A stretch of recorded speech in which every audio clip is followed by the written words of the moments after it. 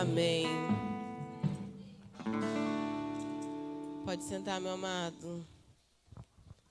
Quero avisar você que hoje nós estamos vendendo almoço. Tem arroz, feijão, farofa, batata e tem 2 opções de carne. Tem pernil e tem frango à milanesa, tá? Então, se você quiser adquirir, é só passar depois ali na cantina, R$10 o valor do almoço. Nós estamos aí nessa série. Será que alguém podia me dar uma água, por favor? Está muito ruim aqui. Se eu parar um pouquinho, não liga não. Está meio complicado para respirar por causa da alergia. Então me ajuda aí, irmão. Obrigada, meninos. Ficou lindo o que vocês fizeram aqui ontem, hein? Da rede. Pena que eu não pude estar, que não foi possível. Eu estava resolvendo algumas coisas, porque meu esposo vai passar por uma cirurgia na próxima sexta-feira. Então, está meio complicado para mim esses dias.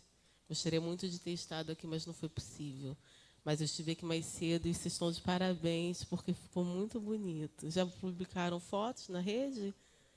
Ainda não? Devem ter ficado lindas as fotos, porque estava muito bonito o ambiente. Muito bonito mesmo. Vocês foram muito criativos. Estão de parabéns, tá? E na próxima eu participo com vocês. Eu sou mais jovem também, né? Me sinto... Eu tenho uma alma meio de velho, sempre tive. Descobri esses dias que isso tenho. Pior que tenho, irmã, sempre tive uma alma de mais velho. Sempre gostei de conviver com pessoas mais velhas.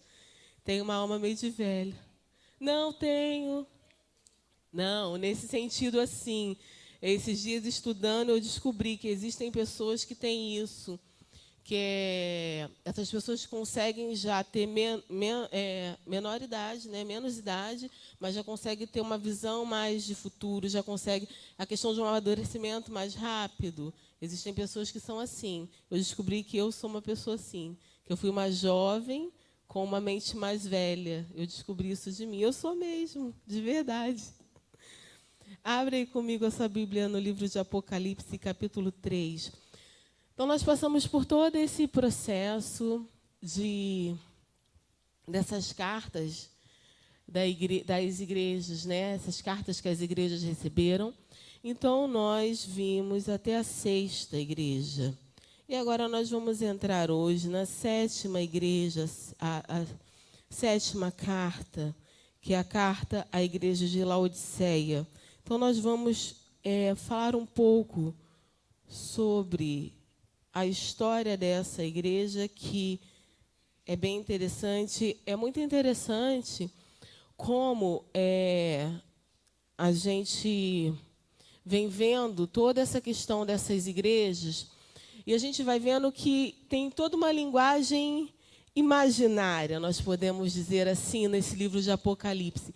Mas quando a gente vai estudar o contexto da igreja, onde ela está inserida, a localização dessa igreja, todas as circunstâncias ao seu redor, nós vamos entender por que da linguagem. Por que Jesus, quando ele fala, ele vai trazendo dentro daquilo que a igreja estava inserida, dentro daquilo que era uma coisa real para eles.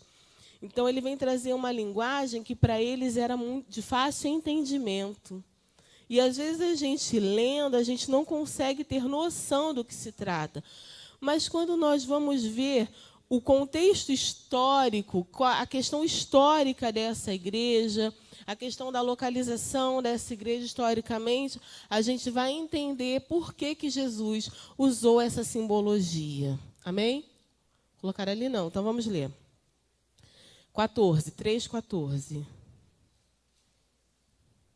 Diz assim: E ao anjo da igreja que está em Laodiceia escreve: Isto diz o Amém, a testemunha fiel e verdadeira, um princípio da criação de Deus. Eu sei as tuas obras, que nem és frio nem quente. Tomara que fosses frio ou quente. Assim, porque és morno e não és frio nem quente, vomitar-te-ei da minha boca. Como dizes, sou rico e estou enriquecido, e de nada tenho falta. E não sabes que és um desgraçado e miserável, e pobre, e cego, e nu. Aconselho-te que de mim compres ouro provado no fogo, para que te enriqueças, e vestes brancas para que te vistas, e não apareça a vergonha da tua nudez, e que unjas os teus olhos com colírio para que vejas. Eu repreendo e castigo a todos quanto amo. Sê, pois, zeloso e arrepende-te. Eis que estou à porta e bato. Se alguém ouvir a minha voz e abrir a porta, entrarei em sua casa, e com ele cearei e ele comigo. Ao que vencer, lhe concederei que se assente comigo no meu trono, assim como eu venci e me assentei com meu Pai no seu trono. Quem tem ouvidos, ouça o que o Espírito diz às igrejas. Feche os seus olhos. Senhor, nós cremos que o teu Espírito fala com a tua igreja. Então, nessa manhã, nós queremos pedir a esse Espírito que é santo, esse Espírito que habita em nós, nós queremos pedir que ele fale conosco. Senhor, em nome de Jesus, que o nosso coração, a nossa mente, se abra nessa manhã para receber a verdade da tua palavra. E que essa verdade seja transformadora em nós. Em nome de Jesus. Amém. Então, nós vamos ver aqui na carta à igreja de Laodiceia que não há uma exaltação a essa igreja. Primeiro ponto de partida.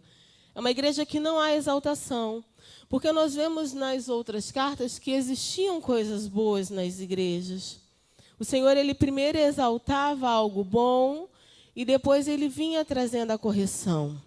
Nós vimos que existiram igrejas que se viam como fracas, nós estudamos na semana passada. A igreja de Filadélfia, que se via como fraca, mas era uma igreja que o Senhor via como forte, e o Senhor não tinha uma repreensão para essa igreja. Mas agora, nesse contexto de Laodiceia, já é totalmente diferente. Não é uma igreja que tem algo bom a ser exaltado, é uma igreja que o Senhor vem repreender. É uma igreja que o Senhor vem totalmente com uma repreensão. A única ponto bom que nós vemos nisso daqui é o ponto bom, entre aspas, é o ponto qual a igreja se via. É a única exaltação que tem é da igreja fazendo dela mesma. Que ela se via como uma igreja forte, uma igreja rica. E dentro do contexto histórico, ela realmente era rica mesmo, no sentido financeiro. Então, nós vemos que o Senhor, ele começa, ele não traz nada, era uma igreja que ela não tinha nenhum sentido. Era uma igreja que estava, que tinha aparentemente tudo, porque nós muitas vezes vemos a questão da aparência financeira, de uma estabilidade financeira, como algo que traz todo um contexto de ser completo, porque nós associamos muitas vezes o dinheiro como a solução para todas as coisas, a falta do dinheiro como sendo problema para muitas coisas, mas não era o contexto dessa igreja. Era uma igreja que ela realmente tinha riquezas, mas não havia nada de relevante na vida dessa igreja. Era uma igreja que o Senhor vem dizer que ela era morna. A classificação dessa igreja era como uma igreja morna. Ela não era quente e ela não era fria, ela era morna ao ponto de ser vomitada. Agora, preste atenção no contexto histórico dessa igreja para a gente entender por que de toda essa colocação que Jesus vem colocando que ela não é quente, ela não é fria, antes ela fosse ou quente ou fria, que ela teria serventia para alguma coisa, mas como morna, ela não serve para absolutamente nada. E ele vem também trazer um contexto dizendo que eu aconselho vocês que comprem de mim ouro, o colírio para que enxergue. Então, preste atenção no contexto histórico dessa igreja. A igreja em seu contexto. A cidade de Laodiceia se destacava entre as mais importantes da Ásia Menor no tempo do Novo Testamento. A cidade foi fundada em 250 a.C. por Antíoco da Síria. E o nome foi dado em homenagem à sua esposa, Laodiceia. A cidade era importante pela sua localização. Era uma cidade muito rica, com centros de comércios e indústria muito prósperos na época. A cidade em si estava totalmente imersa na cultura grega. As ruínas, nós falamos, a cultura grega era aquela cultura do politeísmo, né? Vários deuses. Então, a cultura grega, dentro da questão religiosa, é politeísta, são vários deuses. As ruínas de 3 igrejas encontradas na cidade evidenciaram que as mesmas eram realmente ricas, as ruínas dessa igreja, né? Da atualidade, do ponto de vista financeiro. Pelo menos 4 fatores faziam dela uma cidade de grande importância. Em primeiro lugar, a cidade destacava-se por sua localização geográfica. Laodiceia se localizava entre as grandes rotas comerciais. A estrada que passava por ela era a rota de acesso ao porto de Mileto e Éfeso, e também era acesso até a Síria, a capital principal, que era Pérgamo. Essa localização favoreceu seu desenvolvimento, pois essas estradas encorajavam o comércio em Laodiceia. Então, ela era uma ponte de acesso entre as cidades. Então, por essa ponte de acesso, o comércio dentro da cidade ele era muito intenso, porque muitas pessoas passavam por ela. Então, automaticamente, nós sabemos que o comércio está relacionado a dinheiro. Se há um bom comércio, há lucro, há uma boa entrada financeira.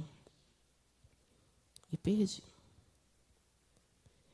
Era a cidade mais rica do mundo, havia se tornado o lar dos milionários e centros de transações comerciais, e sua localização fez dela o eixo político-judicial do continente. Em segundo lugar, a cidade tinha um importante centro comercial. Nela havia uma indústria têxtil, né? A questão de tecido era muito importante para eles, e produzia uma lã especial, famosa no mundo inteiro, e isso era motivo de orgulho, uma vez que que era ela que ditava a moda, era uma cidade que ditava a moda. Sua lã era preta e muito sofisticada, e, apesar da qualidade, era comercializada a preços bem acessíveis. Em terceiro lugar, em Laodiceia havia um importante centro médico. Sua escola de medicina era tão famosa e seus médicos tão importantes que até o nome de alguns deles apareceram nas moedas da cidade. Em Laodiceia eram fabricados 2 ungüentos quase milagrosos para os ouvidos e os olhos. Em quarto lugar, a cidade de Laodiceia tinha outra importante característica, a sua riqueza. Grandes somas em ouro, prata e moeda romana eram guardadas ali. Mercadores e homens de negócios de todos os lugares vinham em busca de financiamento aos seus projetos e empreendimentos. Os laodicenses eram tão prósperos e financeiramente dependentes que, segundo escritores, quando a cidade foi devastada por um terremoto em 61 d.C., eles se reconstruíram sem nenhuma ajuda do império.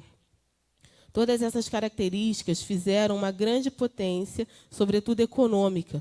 No entanto, havia um problema em Laodiceia. Então, você vê que, geograficamente, ela era bem estruturada, ela era bem localizada, ela era uma rota comercial, existia um comércio intenso em Laodiceia, ela tinha um grande desenvolvimento médico, porque eles tinham remédios para a questão da audição e da visão. Era um centro comercial têxtil muito importante, então eles produziam tecido, eles tinham uma lã muito importante, eles ditavam moda na época. Era esse o contexto histórico dessa igreja. Mas eles tinham um problema, olha o problema dele, com relação ao abastecimento de água. Hierápolis tinha uma fonte de água quente e em Colosso ficava a fonte de águas frias. Tanto as águas quentes de Hierápolis como as águas frias de Colossos eram terapêuticas, mas as águas mornas de Laodiceia não serviam nem para o consumo e muito menos para ser usada terapeuticamente. Na verdade, eram intragáveis. Ao engolir esta água, muitas pessoas vomitavam. Semelhantemente, Jesus sentiu vontade de vomitar de sua boca a igreja de Laodiceia. Então, preste atenção. Após nós ouvirmos todo esse contexto histórico, nós começamos a ter uma clareza de todo o contexto que a Bíblia vem nos dizer. Então, era uma igreja rica financeiramente, era uma região muito bem localizada, havia muito comércio, havia uma cultura têxtil muito importante. Era uma igreja, era uma região que ditava a moda da época e era uma região que tinha desenvolvimento médico também. Para a época, isso é algo muito fabuloso. Hoje, a medicina é algo absurdo. Mas, naquela época, qualquer avanço era algo incrível, milagroso. Mas ela tinha um problema. A localização dela, ela não tinha água. Então, ela recebia água de 2 localidades. E essas 2 localidades que ela recebia água, uma era extremamente quente, uma era extremamente gelada. E ambas eram terapêuticas. E o que acontece? Quando essa água chegava para Laodiceia, ela já chegava morna. Uma água que não tinha a menor serventia. Uma água quente, ela vai servir para cozinhar alimentos. A água morna cozinha alimentos. Uma água fria vai te servir para fazer um suco bem gelado e beber. Você vai tomar um suco de água quente, você vai tomar um suco de água morna, você vai tomar um suco de água gelada. Então, a água gelada ela vai ter serventia. Você vai fazer um alimento com uma água quente, ela vai ter serventia. Mas a água morna, em nada ela teria serventia dentro do contexto dessa igreja que Jesus quer trazer. E o interessante é que ambas as águas, elas eram terapêuticas. Então, elas tinham função, elas funcionavam para alguma coisa, elas realmente faziam a diferença. Mas essa água que chegava em Laodiceia não servia para nada. Diz a história que até dava o quê? Enjoo, náuseas, ao ponto de causar vômito. Então, vendo esse contexto, nós vamos entender por que a igreja recebeu essa instrução dessa forma. Então, é muito interessante quando a gente começa a ver esse contexto. E nós vemos que Jesus, primeiro, nós vemos que ele se apresentou de várias formas para as igrejas, é que ele começa se apresentando. E ao anjo da igreja que está em Laodiceia escreve: isto diz o Amém, a testemunha fiel e verdadeira, o princípio da criação de Deus. Esse contexto de amém, a gente fala amém porque a gente diz o quê? Assim seja, né? Mas esse amém, dentro da palavra hebraica, ele vem simbolizar verdade. Ele vem significar verdade. Então, aqui Jesus ele vem se apresentar para essa igreja como aquele que é a verdade. Como aquele que é o princípio, como aquele que é o fim, como aquele que tudo começa e tudo termina nele. É dessa forma que ele vem se apresentar para essa igreja em Laodiceia. E ele começa a dizer o seguinte: que ele conhecia as suas obras.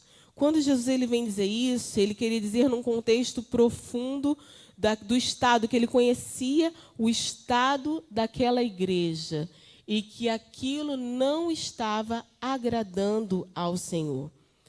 Porque eu acredito, por ser uma igreja rica, eu acredito que era uma igreja que não deveria haver nela necessidade. Era uma igreja no qual, se houvesse uma necessidade social dentro dela, eu vou acreditar que essa necessidade social seria extremamente suprida. Então, era uma igreja que não precisava ficar fazendo coisas para mover nada. Não existia necessidade de nada para mover financeiramente, porque a igreja ela era rica. E no contexto histórico, as ruínas, os arqueólogos estudando as ruínas, eles conseguem realmente perceber pela estrutura que realmente se tratava de uma igreja rica, rica no sentido financeiro mesmo. Mas aí Jesus vem falar para essa igreja que ele não é frio e nem é quente. Então, preste atenção. Ele vem dizer, olha só, essa água fria, ela tem serventia. Aí Jesus fala assim, ó, quem dera fosses frio ou quente. Antes vocês fossem frio. Porque se vocês fossem uma igreja fria, é interessante que quando a gente fala isso daqui, a gente vem falar igreja fria, a gente vai pensar num contexto de uma igreja que não serve. Não é?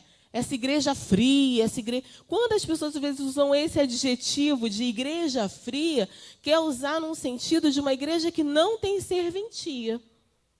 E a igreja quente, a igreja no sentido que serve. Essa é automático na nossa mente quando a gente fala que é uma igreja fria.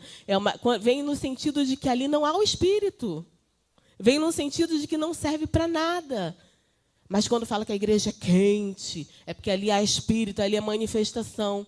Mas nesse sentido aqui que a gente começa a ver, essa água fria, ela servia sim. Ela fazia diferença sim. Ela trazia refrigério. Então, essa igreja de Laodiceia era uma igreja que ela não trazia refrigério na vida de ninguém. Ela não mudava a vida de ninguém. Mas ela também não era quente. Ela não trazia repouso para ninguém também, ela não era terapêutica, ela não trazia nada, ela não mudava nada. Era uma igreja aparentemente muito bem estruturada, aparentemente sem problemas, mas que não havia nada de bom nessa igreja. Então, esse contexto, Jesus vem falar, quem dera você fosse frio, porque você serviria para alguma coisa, ou você fosse quente, que você também serviria para alguma coisa. Mas como morno, não há nada que sirva em você. Então, essa carta à igreja de Laodiceia é uma das cartas mais duras nesse sentido, porque você vê que não há benefício nessa igreja. Eu posso crer que é uma igreja que se adaptou. É uma igreja que o quê? Se acomodou. Porque presta atenção, se a gente pensar num contexto de financeiro, é muito fácil se acomodar, não é? Financeiramente falando, se nós tivermos dinheiro, o dinheiro ele traz o quê? Conforto. É automático. Não vem me dizer que não traz, porque traz. Como diz o ditado, dinheiro não traz a felicidade, mas ele traz conforto. Porque felicidade você tem que ser feliz do jeito que você é, na realidade que você vive. Se eu sou feliz hoje, pobre, que eu sou, glória a Deus, se eu tiver dinheiro, eu vou ser mais feliz ainda, não é não? Porque eu vou ter mais conforto, mas feliz eu já sou, irmã. Pobre, do jeito que eu sou, eu já sou feliz. Eu não dependo dele para ser feliz. Mas o dinheiro vai me trazer conforto, não vai? Eu vi uma palavra muito interessante, que o dinheiro... ele potencializa a sua vida. Achei muito interessante um pastor falando isso, que o dinheiro ele potencializa a sua vida se ele for aplicado segundo aquilo que o Senhor tem para você. Senão, você está fora do contexto.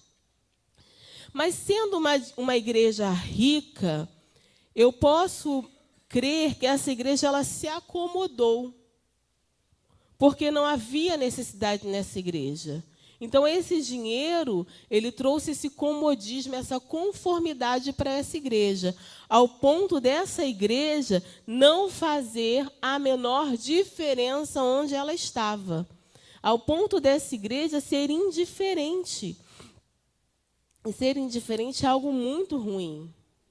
Ser indiferente é não fazer diferença, é não existir. Indiferente é aquilo que não existe. Porque algo que é indiferente, se você tem ou se você não tem, não muda nada a sua vida. Então, aquilo que é indiferente é algo que não tem o menor valor. Então, essa igreja ela estava dentro desse contexto de toda uma estrutura, mas não tinha o menor valor. Ela tinha riqueza, mas não tinha valor. Ela tinha dinheiro, mas não tinha valor. Ela não fazia a menor diferença de onde ela estava. Aí diz assim, no versículo 16, assim porque és morno e nem és frio, estou a ponto de vomitar-te da minha boca. Então, Jesus vem falar de uma forma até forte, né? Vomitar. Quando a gente para falar no contexto de vomitar, vomitar é pôr para fora, é externar algo que está dentro de você. E você não vomita algo que te faz bem, vomita. Se você come algo e aquele algo vai ser benéfico para o seu organismo, aquilo você não vai vomitar. Mas quando nós chegamos a um ponto de vomitar algo, é porque aquilo estava nos causando algum mal. Então, algo que está nos causando mal-estar vai nos dar a sensação de vômito até o ponto que nós venhamos a vomitar. E Jesus vem comparar essa igreja, vem trazer essa realidade para essa igreja. Vocês estão ao ponto, diante de mim, a sensação que eu tenho, a vontade que eu tenho é de vomitar vocês. Então, presta atenção, é algo que realmente... Porque, gente, vômito é algo nojento. Vômito é algo que começou um processo dentro de nós de digestão que não deu certo, ou seja, não serviu para nada, nos causou um mal-estar ao ponto de nós colocarmos para fora. Então, Jesus vem falar, assim, em comparação à água dessa localidade, dessa igreja, que era uma água morna, ele vem trazer essa verdade que eles viviam para que eles entendessem. Vocês estão vendo? Essa água que vocês têm é uma água que não tem serventia. E da mesma forma, vocês como igreja estão sendo dessa forma. Vocês não estão tendo serventia. Já imaginou se nós pararmos agora e pensarmos em nós como igreja? E Jesus falasse para nós que nós, eu, você, nós como igreja, somos essa igreja? Somos essa igreja que não somos quentes, não servimos. Somos essa igreja que não é fria, não serve, mas somos uma igreja morna, ao ponto de causar náuseas e vômitos. Uma igreja que está acomodada dentro do contexto no qual ela está vivendo. Será que hoje eu não estou como essa igreja de Laodiceia? Uma igreja que está acomodada no contexto no qual eu estou vivendo? Uma igreja que não faz a menor diferença. Uma igreja que não serve. Será que se eu parar hoje e analisar a minha vida e pensar e fizer um autoexame, uma autoanálise, será que eu estou dentro do contexto dessa igreja? Uma igreja que se acomodou, uma igreja que está totalmente sem relevância dentro da sociedade a qual ela está inserida, dentro da localidade onde ela está inserida, dentro da minha casa. Eu sou alguém que não faz diferença, porque a igreja ela começa dentro da nossa casa. A minha igreja começa dentro da minha casa. Ali é o princípio de tudo. Será que dentro da minha casa eu sou alguém que é indiferente? Que eu sou aquela pessoa que não faz a menor diferença? Está gravando? Eu quero falar um negócio aqui. Está gravando? Tá, não, vou tirar o microfone então. Aí não vai sair som, né? Posso.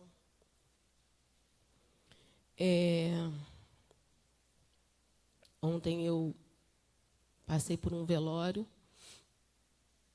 Participei de um velório. E eu fui para esse velório. A gente nunca vai pelo morto, né? Claro, porque ele já não está vendo a gente mais, é lógico, é óbvio. Mas existem pessoas que realmente você sente, não sente? Você sente, mesmo às vezes não sendo a sua família. Mas foi muito triste ver que tinha gente que não sentia, porque essa pessoa era irrelevante. Aí eu fiquei pensando assim, pensando comigo mesmo, eu falei, Jesus, será que se eu morrer, eu vou ser relevante ou irrelevante na vida das pessoas? Será que eu vou ser alguém que vou fazer falta? Fiquei olhando aquilo ali, pensando comigo. Será que se eu partir eu vou ser alguém que vão lembrar de mim? Será que eu vou ser eternizada na lembrança de alguém? Eternizado nós seremos, ou bem ou mal. A não ser que nós sejamos como essa igreja, que não faz, que é indiferente. E quem é indiferente não é nem lembrado. Tem a diferença. Algo que é bom te marca, algo que é ruim te marca. Algo que é indiferente não te marca. Essa igreja era indiferente. Era uma igreja que não marcava. Então eu fiquei questionando comigo mesma. Falei, meu Deus, será eu e eu mesma? Será que eu, como pessoa, primeiramente, Será que eu, dentro da minha casa, será que eu, dentro da minha igreja, será que eu sou uma pessoa que não tem nenhum valor? Que se eu morrer hoje, como diz o pessoal, amanhã faz 2 dias? Ou eu sou uma pessoa que eu vou fazer falta para as pessoas? Será que alguém vai pensar em mim no sentido de falta? Porque, como eu sempre falo para vocês, eu sinto falta do meu pai, até hoje vou sentir para sempre. Ele não foi irrelevante na minha vida. Mas foi muito triste o que eu presenciei. Mas me fez levantar um questionamento. Aquela pessoa que simplesmente foi, mas você vê que para muitos, e não é muitos para mim que não convivia, não. É muitos para quem ele deveria ter valor. Porque para mim eu não convivia, né? Eu sinto pela família, mas para quem ele deveria ter valor, ele não tinha. Ele não tinha. Então, acho que nós precisamos parar e pensar. Será que eu estou sendo essa pessoa que não faz a menor diferença em nada? Será que eu, como igreja, estou sendo essa igreja que não faz a menor diferença em nada? Será que hoje, se essa igreja fechasse as portas dela e fôssemos todos para as nossas casas e encerrássemos os trabalhos dessa igreja, será que isso não causaria nada no bairro? Será que não fazia nenhuma diferença no nosso bairro? Se um comércio bom fecha no bairro, ele não nos causa uma diferença? Nós temos hoje, glória a Deus, um comércio aqui na esquina que nos facilita absurdamente. Antes, qualquer coisa que eu precisava, eu tinha que ir lá no mercadinho. Agora eu vou aqui na minha esquina. Gente, se esse comércio fechar, Jesus, vai me fazer muita falta. Então, estou te falando de algo muito simples, que é um comércio. Será que nós, como igreja, que não somos um comércio, mas somos a casa do Deus vivo, somos o local aonde tem que existir transformação, restauração, cura? Será que se nós, como igreja, fecharmos as nossas portas, nós vamos ser lembrados? Será que nós vamos fazer falta nesse lugar? É para nós pensarmos. Será que como igreja, porque quando a gente fala assim, eu não estou falando no sentido de liderança, de pastor, estou falando de nós. Nós pessoas, nós membros dessa casa, nós como filhos de Deus, todos nós, sem isentar ninguém e sem colocar também julgo sobre o ombro de ninguém, no sentido de que a culpa é dessa pessoa. Ah, é por ela, é por isso. Não. Nós somos a igreja. A Bíblia diz que nós somos o corpo de Cristo e Ele é o cabeça. Então, todos nós somos juntos nisso. Não existe maior e menor nessa situação. Todos nós, independente da questão de posicionamento, de hierarquia. Isso vale para todos nós. Será que nós temos sido essa igreja que tem passado sem ser percebido? Ou será que as pessoas têm olhado para nós e visto que nós temos serventia, que nós somos uma igreja que tem a água fria, que traz essa refrescância, esse refrigério, essa água quente que traz esse consolo, esse abrigo? Será que nós temos sido essa igreja? Então, que você pense um pouco, primeiramente, na sua vida, como você e você mesmo, a sua vida pessoal, particular. Porque tudo começa por você. Aquilo que você é vai refletir aqui dentro. E sabe o que é o pior de tudo?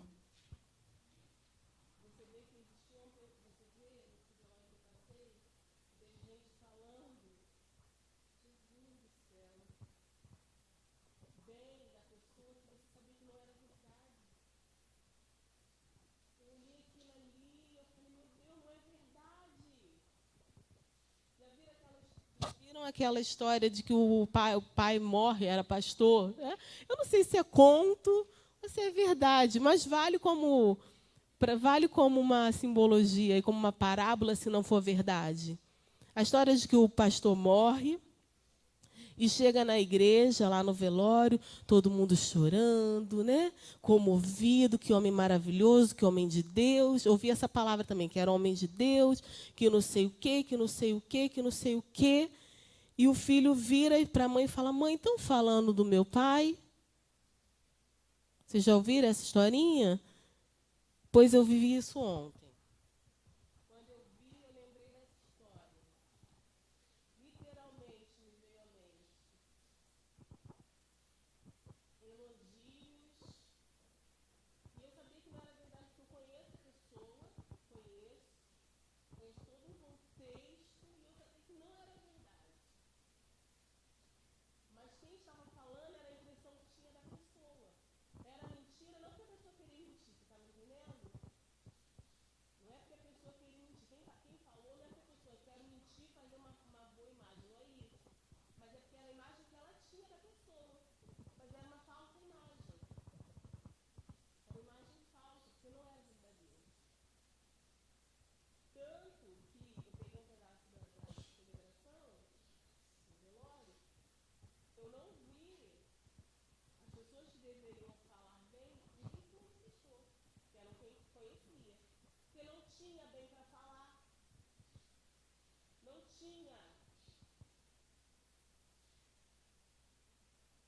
Será que se eu, você, hoje estivéssemos aqui, num caixão, o que falariam de você? Mas o que falariam não quem não te conhece, mas quem te conhece. Porque quem te conhece fala a verdade. Que eu posso ter uma ideia de quem você é. Eu não estou dentro da tua casa. Você me passa uma imagem quando eu olho para você, é automático. Eu te passo uma imagem quando você olha para mim, é automático. Mas essa imagem pode ser verdadeira ou não. Tanto quanto se você olhar para mim e pensar algo ruim de mim, isso pode ser verdade ou não. Tanto se você pensar algo bom de mim, pode ser verdade ou não. Agora, aqueles que estão dentro da minha casa, esses sim me conhecem, sabem quem eu sou. Será que se eu morrer, o meu marido, a minha filha, a minha mãe, o meu irmão, a minha cunhada, que são as pessoas que convivo diretamente, eles vão falar o que de mim? Ou eles vão ter que ficar calados, porque eles não têm o que dizer de mim? Porque é melhor não falar nada do que falar algo ruim. Não é momento também para ficar falando lavar roupa suja. Né? Então, vão se calar no contexto de que eu não tenho nada para dizer dela. Ou vão dizer que que eu era uma pessoa importante para eles, que eles vão sentir a minha falta, que eles me amavam. E essa igreja? Nós, como igreja, será que nós vamos fazer falta ou não vamos? Será que nós fazemos ou não fazemos a diferença? Então, pensa um pouquinho nisso. No versículo 17 diz assim: pois dizes, estou rico e abastado e não preciso de coisa alguma. E nem sabes que tu és infeliz. Sim, miserável, pobre, cego e nu. Então, eles dizem que eles eram ricos e não precisavam de coisa alguma. Olha a visão que a igreja tinha dela mesma. Ela estava presa num contexto de que eu tenho tudo no sentido material. Então, eu não tenho falta, não preciso de nada. Não é assim que as pessoas com dinheiro pensam? Então, essa igreja era uma igreja vaidosa. Vaidosa no sentido do que realmente a palavra vaidade diz. Preste atenção. Qualidade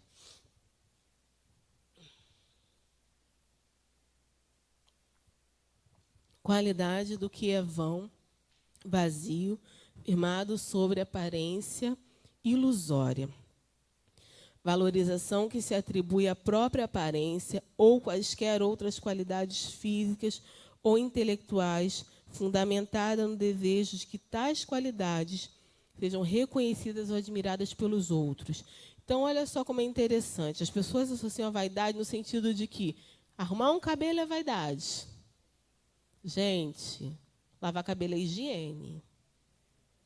Fazer a unha é higiene. Higiene traz bem para o nosso corpo. Cortar cabelo é higiene.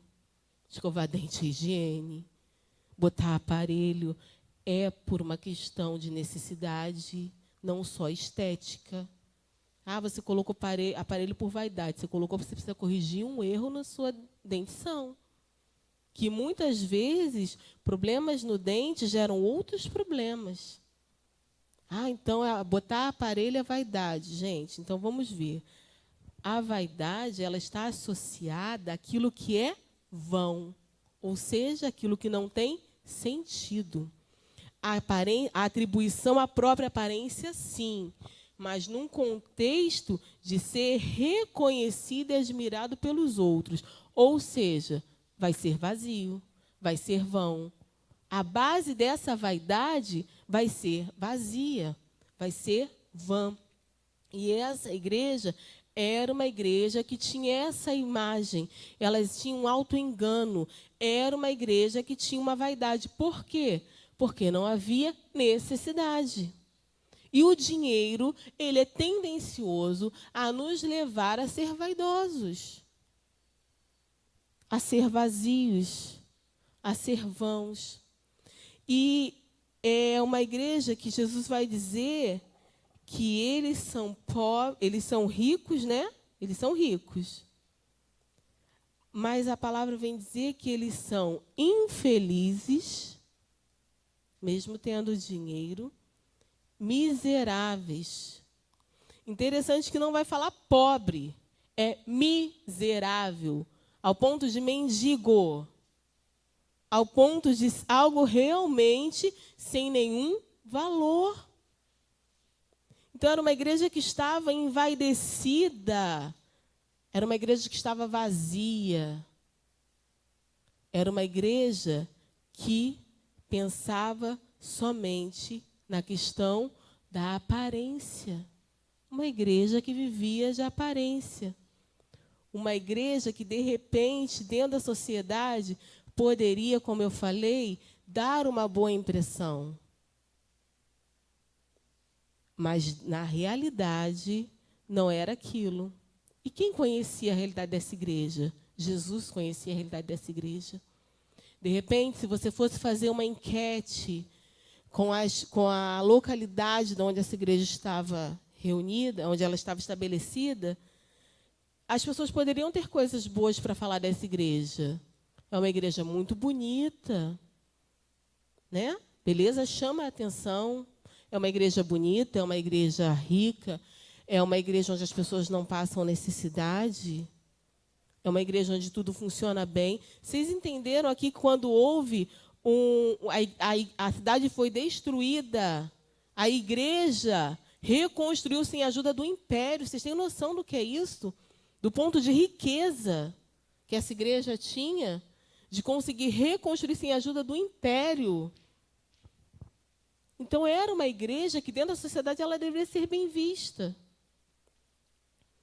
Mas Jesus vem dizer que eles são pobres ao ponto de ser miseráveis.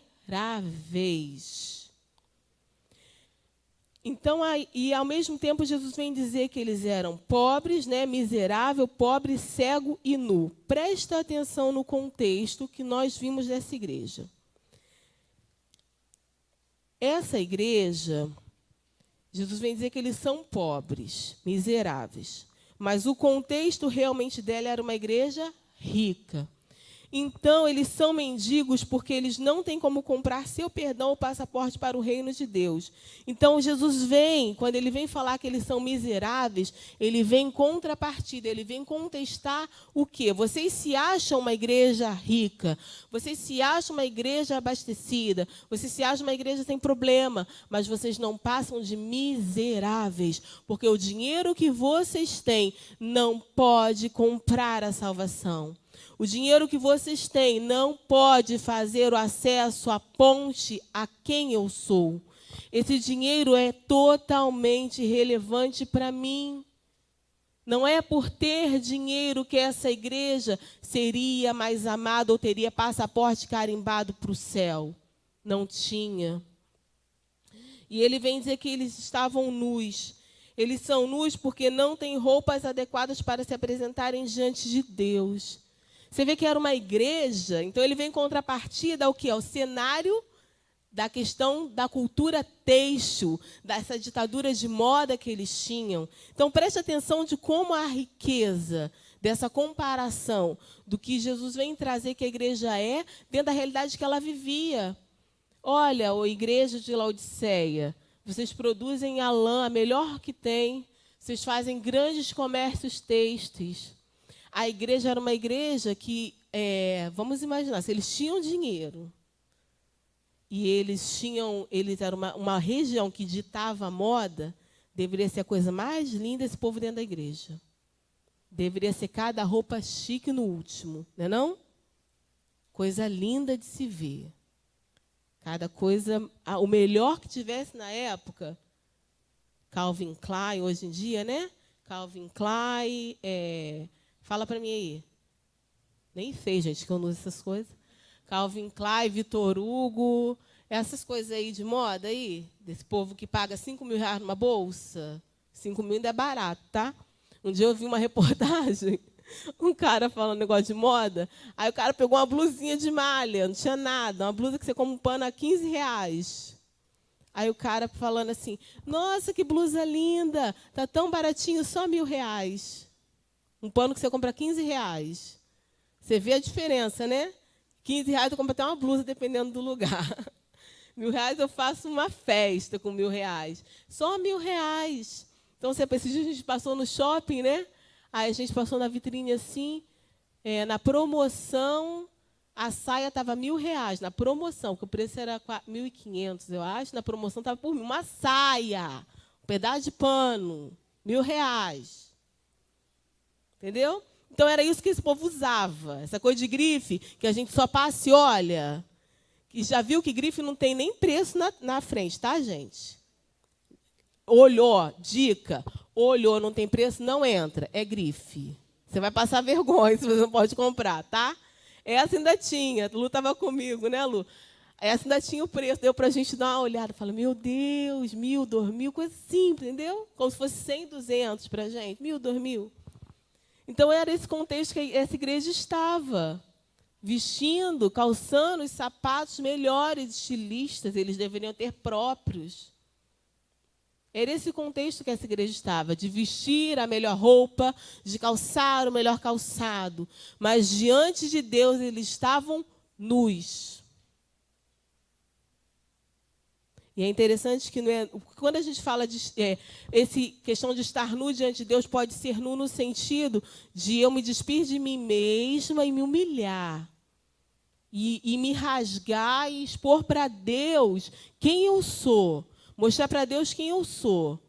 Porque para você eu posso mascarar muita coisa, porque aquilo que está ruim dentro de mim eu não quero que você veja. Mas para Deus não posso ser assim. Eu preciso expor para Ele para que Ele me transforme. Preciso reconhecer a minha vergonha, a minha nudez diante de Deus para que Ele me transforme. Mas não era nesse sentido que Ele estava falando.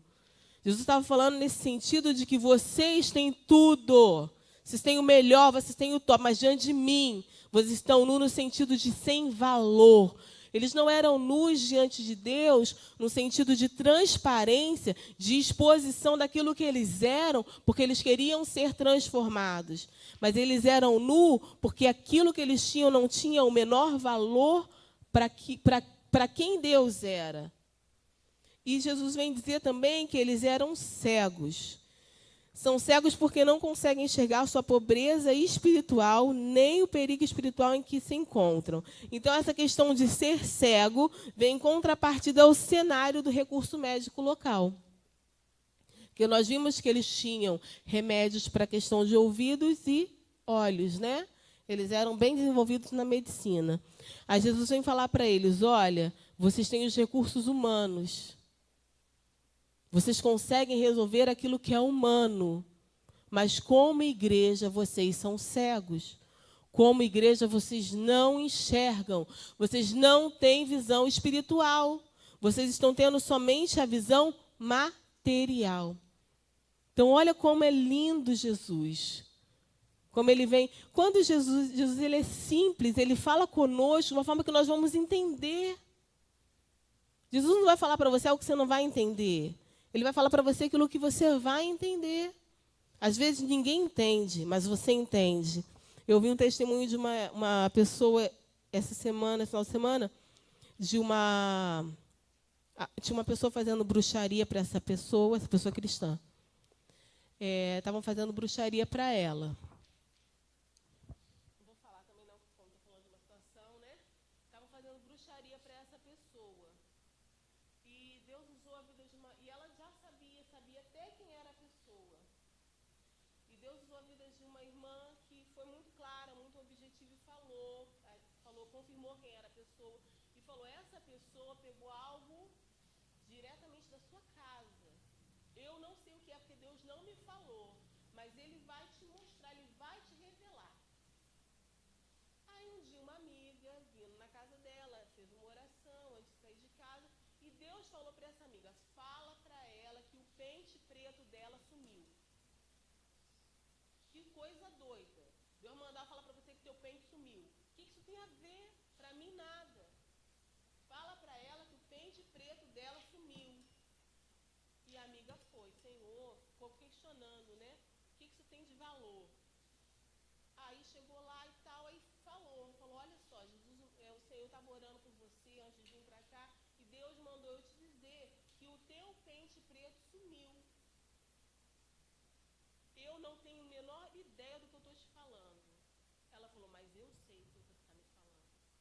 Então, Deus trouxe a revelação daquilo que era acessível a ela, aquilo que ela ia entender. Então, Jesus ele sempre vai falar conosco daquilo que nós vamos entender. Para o outro, às vezes, não tem a menor ideia, a menor noção, como não tinha quem recebeu a revelação.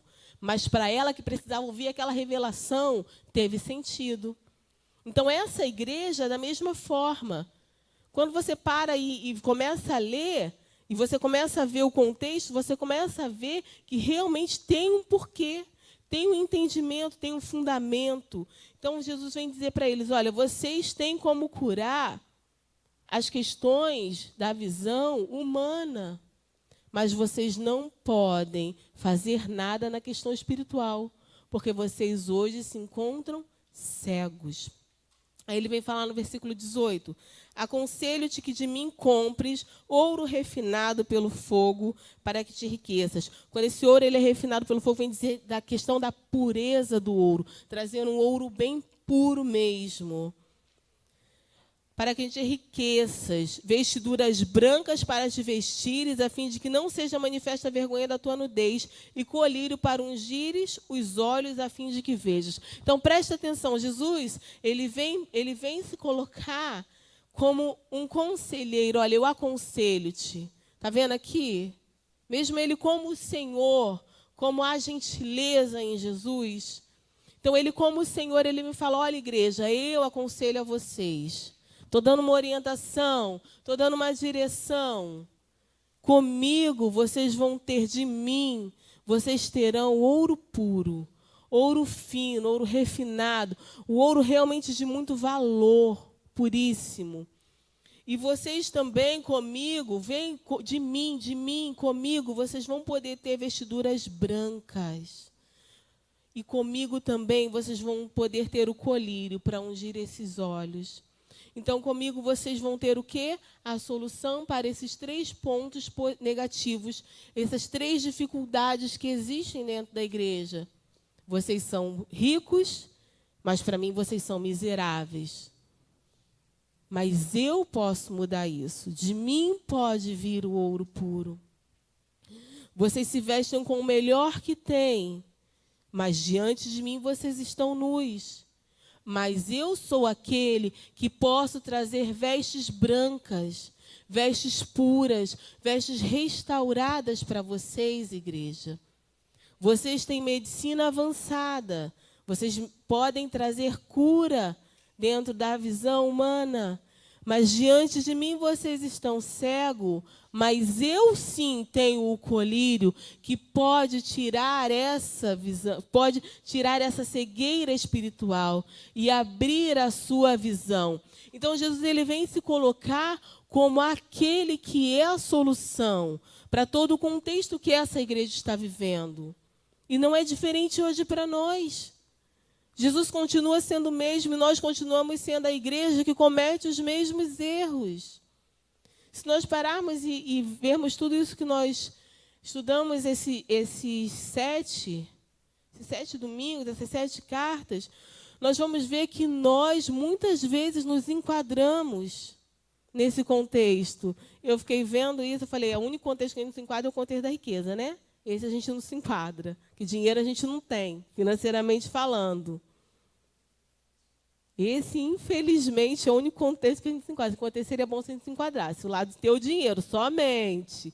Mas o lado de ser morno, não queria, não. Não quero. Tem que lutar para não ser morna. Tem que ser quente ou tem que ser fria. Porque se eu for morna, Jesus vai me vomitar. Se você for morno, Jesus vai te vomitar. Ou seja, se eu for morna, eu estou causando náuseas no Senhor. Se eu for morna, eu estou causando mal-estar no Senhor.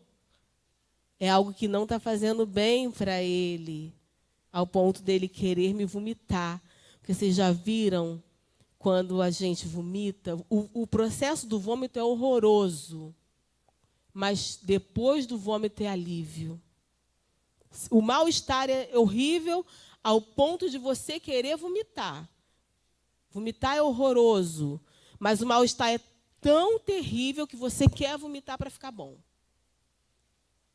Então, depois que você vomita, aquilo traz um alívio na sua alma e você começa a se restabelecer. Não sei você, mas eu, se vomitar, eu começo a suar frio, eu começo quase a desfalecer, parece que eu vou desmaiar. Eu fico assim. Mas depois que eu vomito, eu vou me recompondo, vou voltando. Parece que eu revivi, gente. A sensação que eu tenho é de morte. Mas depois que passa, parece que eu estou revivendo. A vida está voltando. O espírito parece que estava indo. Esses dias eu passei tão mal que eu tive que acordar meu marido, que eu falei, parecia que eu ia morrer. O espírito parecia que estava indo mesmo. Eu falei, meu filho, eu vou morrer. Eu vou morrer. Foi, eu tive 2 situações assim que parecia que eu ia morrer. Gente, morrer, eu estou falando sério, não é exagero não, que eu não sou uma pessoa exagerada. Parecia que eu ia morrer mesmo, quase que eu quis parar no médico, por causa de vômito. Então, mas depois que eu botei para fora o que eu tinha que botar, Jesus, eu comecei a me recompor e voltar quem eu era. Então, você imagina essa simbologia, algo tão forte, então algo que estava fazendo mal. Uma igreja que não fazia mal para a sociedade, porque ela não fazia a menor diferença. Não fazia bem, não fazia mal. Acabou, não existia. Mas para Jesus, não. Para Jesus, ela está fazendo mal. E você vê que ele vem trazer somente repreensão. Jesus vem trazer somente repreensão. Aí ele fala assim no final, 19. Eu repreendo e disciplino a quantos amo. Sê, pois, zeloso e arrepende-te. Disciplina, repreensão, está associada a amor. Está associada a amor. Por que eu disciplino a minha filha? Porque eu amo. Não é porque eu sou carrasca, não. Não é porque eu quero o mal dela, não. Disciplina. Disciplina. Não é agressão, não é humilhação. Jesus não faz isso com a igreja. Jesus não é agressivo, Jesus não é humilhante. Jesus disciplina. E disciplina e contra aquilo que eu estou fazendo de errado, mas me mostrar o certo. É interessante que você vê como Jesus ele é lindo, e ele fala que ele repreende a quem ele ama. E ele vem dizer também, olha, eu estou à porta e eu bato. Se você abrir a porta e deixar que eu entre, eu ceio contigo, você ceia comigo, nós vamos ter comunhão. Então, olha só como Jesus é lindo. É uma igreja ao ponto de vomitar, mas que Jesus queria restaurar. Que Jesus queria mudar o contexto dessa igreja. Olha, igreja, eu te aconselho ao arrependimento. Eu estou te repreendendo porque eu te amo. Eu estou te corrigindo porque eu amo. porque eu acredito em você. Porque enquanto a gente acredita, enquanto a gente ama, a gente vai até o fim. Uma mãe não abandona um filho, independente do que ele faça, porque ela ama. Uma mãe não abandona. Seu filho dá trabalho, seu filho tem problema, seu filho é um drogado, você vai jogar ele na rua? Você não vai, você vai até o fim por ele, porque você ama. Por que você repreende o seu filho? Porque você não quer que a sociedade faça. Eu lembro uma vez que a minha mãe, meu irmão muito pequeno, época de flipper. Quem é a mais antiga aí lembra do flipper, né? Ali na esquina tinha. Meu irmão pegou umas moedinhas da minha mãe e foi jogar flipper. Minha mãe sempre dava dinheiro quando ela deixava. Aí eu passei a dedo duro, passou na esquina e vi meu irmão jogando flipper. Falei, mãe, você deu dinheiro para o Rafinha jogar flipper? Não, não dei, não. Mas ele está lá no flipper, mãe. Minha mãe olhou na gavetinha onde ela guardava o dinheiro tinha sumido. Esperou meu irmão chegar. Rafael, você pegou o dinheiro? Não, mãe, apareceu no meu bolso. Oh, milagre, o milagre do surgimento do dinheiro no bolso. Não, mãe, apareceu no... Apareceu não, Rafael. O dinheiro estava aqui. Cadê o dinheiro, Rafael? Ah, mãe, eu peguei para jogar. E eu não te dou? Minha mãe, né, deu aquela coça santa de correção, não de agressão, que ela nunca agrediu a gente. Botou de castigo. Quando foi de noite, passou uma reportagem de quê? Cadeia. Minha mãe chamou o Rafael. Senta aqui, meu filho. Rafinha é pequeno. Você está vendo aquilo ali? Aquela cela linda, né? Que cabe 10 homens, tinha 50. Assim que estava lá. Você está vendo aquilo ali? Eu te bati hoje porque eu não quero que você vá parar ali. Hoje você pegou uma moeda minha, meu filho. Mas se eu não te corrigir, amanhã você vai estar roubando um banco. Minha mãe falou para ele. Se é para ver você dentro de uma cadeia, eu prefiro ver você sair da minha casa num caixão, morto. Mas preso não, meu filho. Nunca mais meu irmão pegou um alfinete. Mas porque houve o quê? Correção. Sem agredir, sem humilhar. Minha mãe não foi atrás dele, não fez escândalo na rua. Esperou ele chegar em casa e corrigir meu irmão. Nunca mais ele pegou nada. Nunca mais sumiu nada dentro de casa. Então, por que ela corrigiu? Porque ela amava. Por que a gente faz isso? Porque a gente ama. E por que Jesus corrige a igreja? Porque Ele ama. Porque Ele acredita em nós e porque Ele não desiste de nós. Muitas vezes nós desistimos do nosso irmão. Nós dizemos que não tem mais jeito. A gente desiste do nosso casamento. A gente desiste porque as circunstâncias são difíceis mesmo. É difícil, gente. Humanamente não é fácil, não. Ninguém tem capa de super-homem, não. É muito difícil. E tem hora que a gente está abrindo mão, mas Jesus não abre mão. E Ele diz, eu estou aqui, eu estou batendo. Escuta a minha voz, igreja.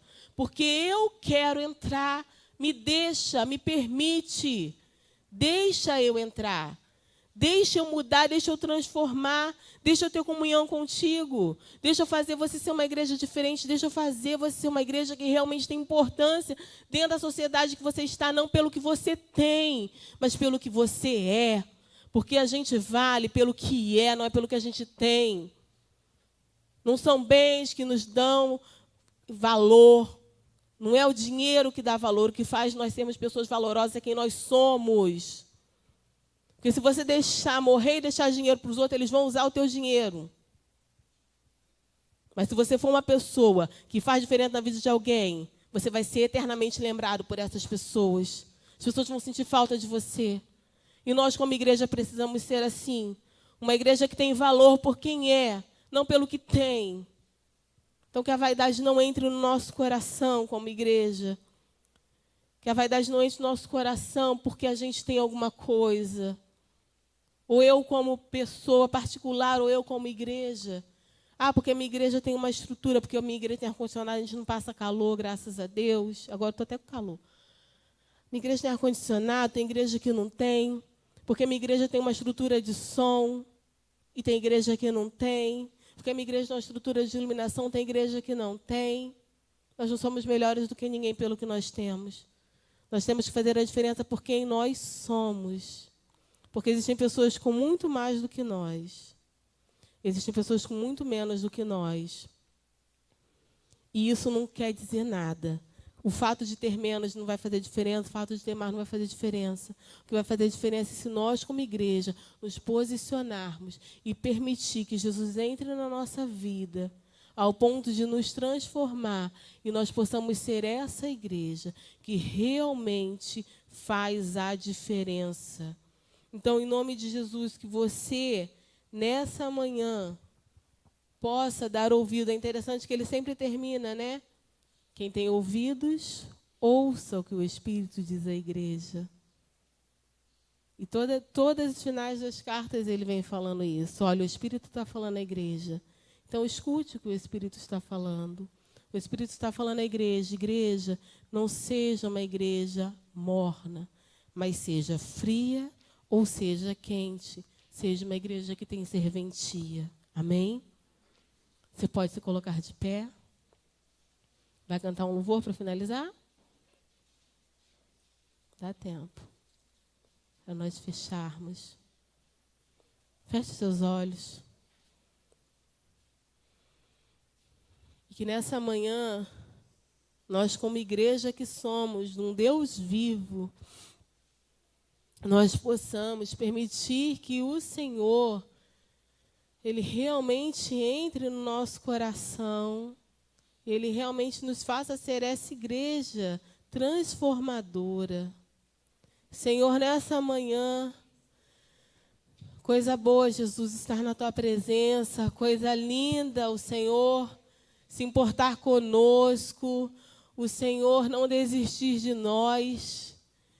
Deus, porque se nós pararmos e analisarmos quem somos, Deus, diante de todo esse contexto das igrejas que nós vimos, nós vamos ver que em nós há características ruins, Deus. Senhor, mas nós nessa manhã, nós queremos colocar diante de Ti a nossa necessidade, Senhor, as nossas dificuldades como pessoa, individualmente, como igreja, corpo de Cristo. Senhor, e pedir ao Teu Espírito Santo que, em nome de Jesus, venha realmente mudar a nossa vida. A Tua palavra diz: quem tem ouvidos, ouça o que o Espírito diz à igreja. E nessa manhã nós queremos dar ouvidos, nós queremos receber a Tua verdade, Senhor. Nós queremos que essa verdade, ela venha reinar em nós. Pai, em nome de Jesus, que nós não sejamos como essa igreja de Laodiceia, uma igreja morna, de uma água que não serve, ao ponto de ser vomitado, mas que nós sejamos uma igreja, Senhor, uma igreja que é quente, que serve, Senhor, uma igreja que é fria, que traz refrigério na alma das pessoas, uma igreja que tem uma ação terapêutica, Senhor, que vai ser usada para transformar vidas pelo poder do Senhor, uma igreja, Senhor, que vai ser usada para restaurar famílias, para restaurar casamentos, Senhor, para restaurar relacionamentos entre pais e filhos, marido e mulher, entre irmãos, Senhor, entre vizinhos, que nós sejamos uma igreja relevante nesse local que o Senhor nos colocou, que nós sejamos uma igreja, Senhor, que faz a diferença. Deus, eu te peço nessa manhã, não nos deixe ser uma igreja indiferente.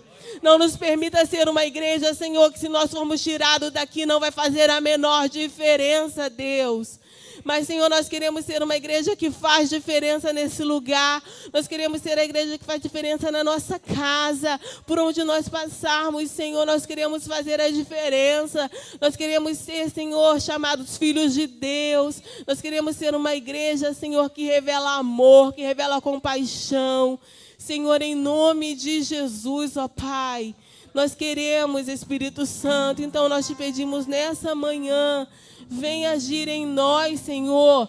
Vem transformar a nossa vida, para que assim o Senhor possa agir através de nós. Porque primeiro nós precisamos ser transformados, para depois, Senhor, sermos agentes transformadores, ó Pai. Então começa em nós essa obra, Deus. Começa em nós, através do Teu Espírito, nessa manhã, Deus. E continua essa obra linda, essa obra que só Jesus pode fazer, Deus. Em nome de Jesus, ó Pai.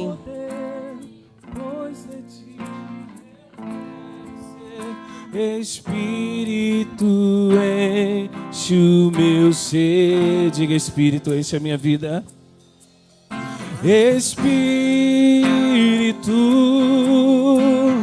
enche a minha vida.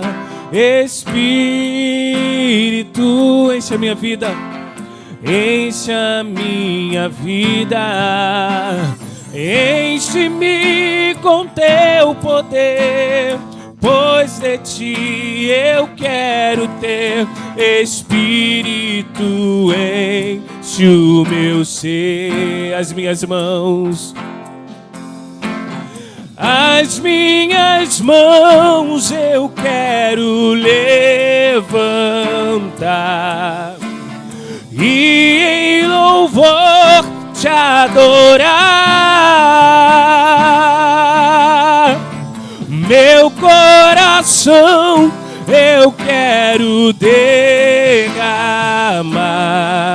diante do teu altar. As minhas mãos eu quero levantar e em louvor te adorar. Meu coração eu quero derramar diante do teu altar. Você pode aplaudir Jesus?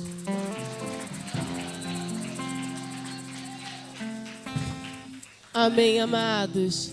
Vá na paz do Senhor. Não esqueça, tem almoço se quiser comprar R$10. E às 18h30 estamos aí novamente para louvar ao Senhor. Amém?